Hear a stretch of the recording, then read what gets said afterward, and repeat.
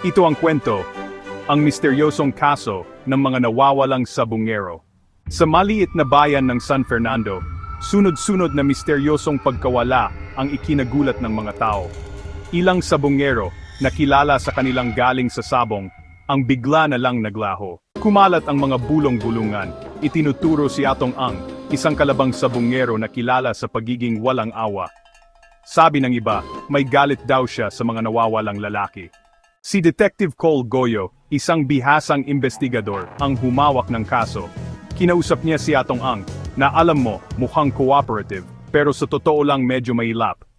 Habang mas lumalalim ang paghahanap ni Cole Goyo, natuklasan niya ang isang habi ng mga lihim at rivalry. Pero, sapat na ba talaga ang mga ito para patunayan ang pagkakasala ni Atong Ang? Nagpatuloy ang investigasyon na may mga pagbabago sa bawat sulok. Malulutas kaya ni Cole Goyo ang kaso o mananatiling nawawala ang mga sabungero magpakailanman?